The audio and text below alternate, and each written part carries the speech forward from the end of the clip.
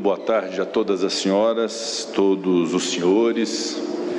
Com a permissão de meus colegas parlamentares, senadores e senadoras da República, deputados e deputadas federais, com a permissão também do nosso eterno presidente José Sarney, em nome do Congresso Nacional, eu saúdo de maneira muito especial o senhor presidente da República, Luiz Inácio Lula da Silva, o senhor vice-presidente da República, Geraldo Alckmin, o senhor presidente do Supremo Tribunal Federal, ministro Luiz Roberto Barroso,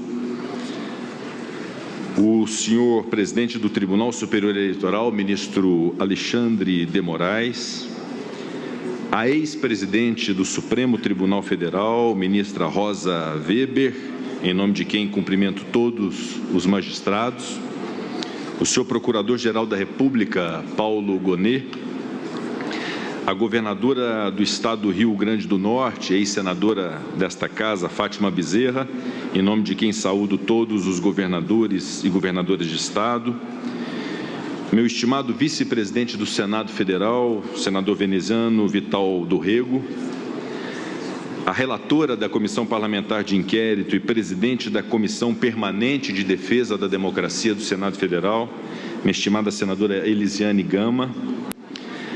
Saúdo a representante das organizações da sociedade civil brasileira, Aline Souza, em nome de quem cumprimento todos os representantes dos movimentos sociais aqui presentes, os senhores ministros de Estado, os senhores prefeitos municipais, os senhores parlamentares estaduais, me permito saudar o presidente da Assembleia Legislativa do meu estado de Minas Gerais, Tadeu Martins Leite, todos os nossos embaixadores e embaixadoras encarregados de negócio, na pessoa do embaixador Faro Ramos, embaixador de Portugal no Brasil.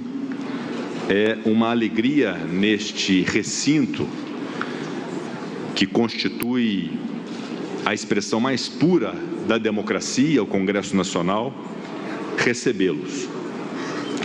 Este ato de hoje não é um ato político comezinho, tampouco um ato de força. Este não é um ato meramente simbólico também. Esse momento é um momento de reafirmação da força da democracia brasileira e o nosso compromisso com os valores democráticos. Os inimigos da democracia, que não representam a vontade popular, recorrem à desinformação, à desordem, ao vandalismo, para simular uma força que não possuem. Os inimigos da democracia disseminam ódio para enganar e recrutar uma parcela da sociedade. Os inimigos da democracia usam um falso discurso político para ascender ao poder, para neles se manterem de maneira ilegítima e para dissimular suas reais intenções. As instituições republicanas, por outro lado, são verdadeiramente fortes.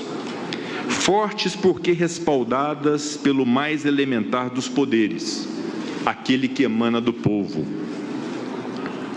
E quem tem força não precisa demonstrá-la de maneira vã. Quem tem força não recorre à bravata. Quem tem força tem o respaldo popular, tem o respaldo da lei e tem o respaldo da Constituição Federal. Esclareço que esse ato é um ato de reafirmação, reafirmação da opção democrática feita pelo povo brasileiro, reafirmação de que a defesa da democracia é uma ação permanente e constante, reafirmação da maturidade e da solidez de nossas instituições. Um ano após os abjetos atos golpistas contra a sede dos três poderes, cá estamos, presidente Lula, presidente Barroso, representantes do Executivo, do Legislativo, do Judiciário, do Ministério Público, da sociedade civil, para celebrar a democracia brasileira.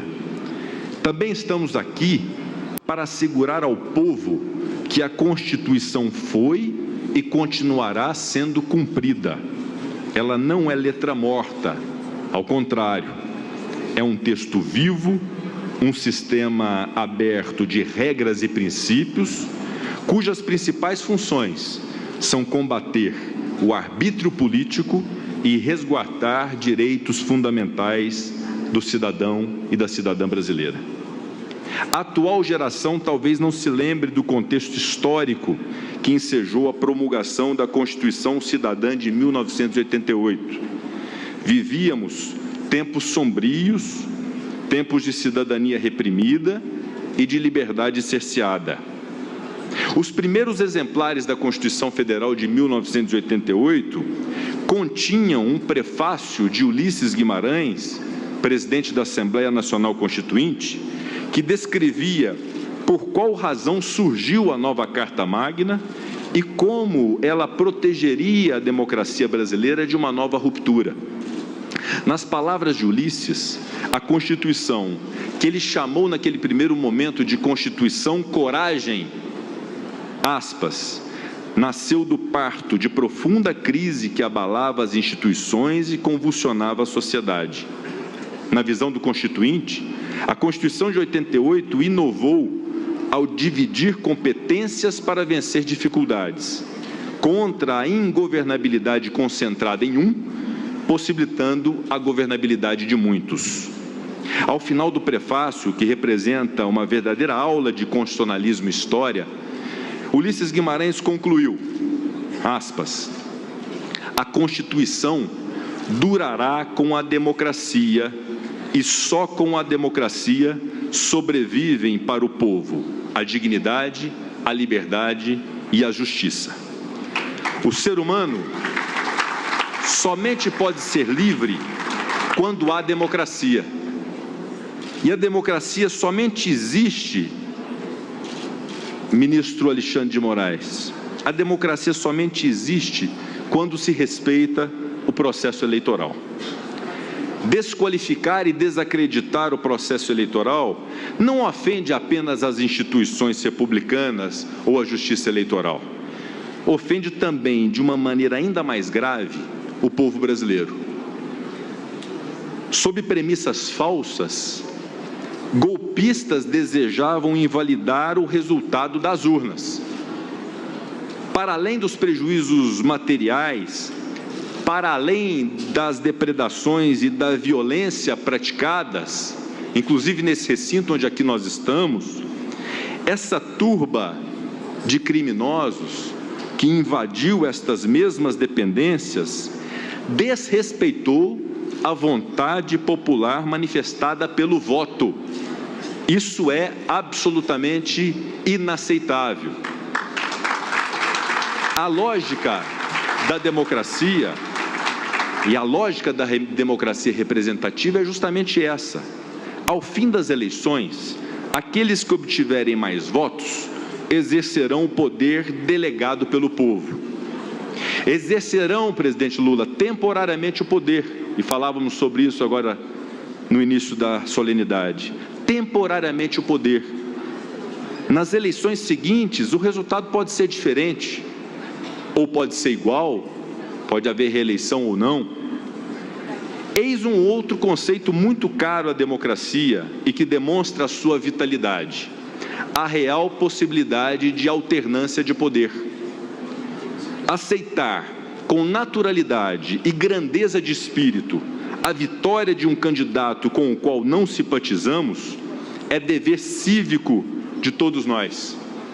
Isso não quer dizer que não possamos nos manifestar a discordância, eventual desagrado em relação às políticas de um governo. A oposição, aliás, faz parte da democracia. A oposição mantém viva a democracia. A Constituição garante a liberdade de expressão, a livre manifestação do pensamento vedado ao anonimato, os demais direitos das minorias, de modo que uma derrota nas urnas não significa a supressão política deste ou daquele grupo. Como sintetizou o professor Alberto do Amaral Júnior, a democracia é o governo da maioria com a proteção da minoria. Mas essa proteção não significa, definitivamente, que os insatisfeitos possam recorrer ao terror, ao caos, à intentona.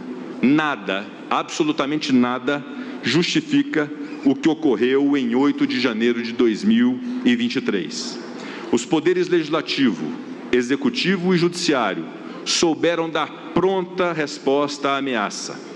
Para tanto, agiram com plena legitimidade popular, pois, ao contrário de golpistas, atuam de acordo com a Constituição.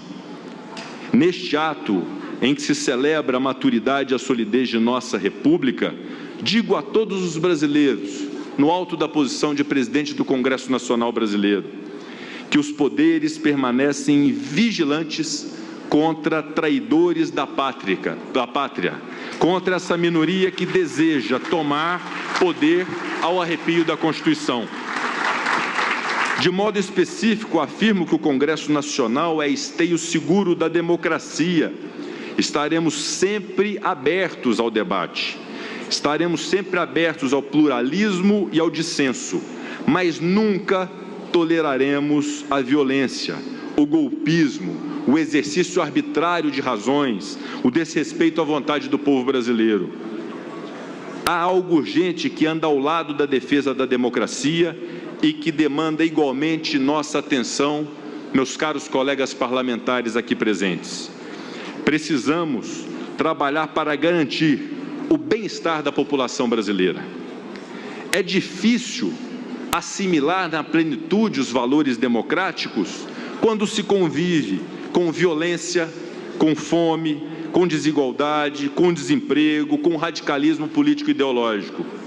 O resultado que se tem dos atos antidemocráticos e dos crimes que aqui ocorreram em 8 de janeiro de 2023 é o surgimento de uma responsabilidade que se impõe a cada representante dos poderes da República, a cada representante dos entes federados, a cada agente público e a cada cidadão e cidadã. Precisamos trabalhar em harmonia, buscando o consenso pelo diálogo. Os entes federados devem atuar para que as políticas públicas possam efetivamente chegar à população. Para tanto, o Brasil precisa de algo muito importante, de união, presidente Lula, de manifestações de união, de manifestações de pacificação. Só assim nós vamos vencer a polarização que nos divide, que nos enfraquece enquanto nação. Invocamos nesse sentido, portanto, um compromisso geral e mútuo de superação dessa fase de divisão que atormenta o Brasil. Invoquemos um compromisso geral para que trabalhemos lado a lado para garantir algo que é básico, mas é tão caro a todo o brasileiro, a sua própria dignidade. Ao se ter dignidade, nós estaremos consolidando de uma vez por todas a democracia brasileira. Se pudermos garantir essa dignidade, a democracia em nosso país, tenho certeza, seguirá inabalada. E por fim, como presidente do Congresso e comungando também do entendimento do presidente da Câmara dos Deputados, Arthur Lira, há um ano nós temos essas grades que cercam o Congresso Nacional, impostas pelas circunstâncias do desagravo e do que nós vivemos no triste 8 de janeiro de 2023. É chegada a hora, em 8 de janeiro de 2024, um ano após esta tragédia democrática do Brasil, abrir o Congresso Nacional para o povo brasileiro. Retirar essas grades que circundam o Congresso Nacional, para que todos tenham a compreensão de que esta casa é a casa deles, é a casa do povo, é a casa de representantes eleitos, onde as decisões devem ser tomadas para o rumo do Brasil. Portanto, o sentimento para todos os brasileiros e brasileiras, independente da linha ideológica, independente da linha política, independente do partido político, tenham a compreensão de que esta casa é aberta a todos os mais de 200 milhões de brasileiros igualmente, pois esta é a casa do povo, esta é a casa dos estados, por isso a decisão de suprimirmos essas grades, quero acreditar, de uma maneira definitiva, como símbolo dessa democracia viva que nós buscamos ter. Muito obrigado.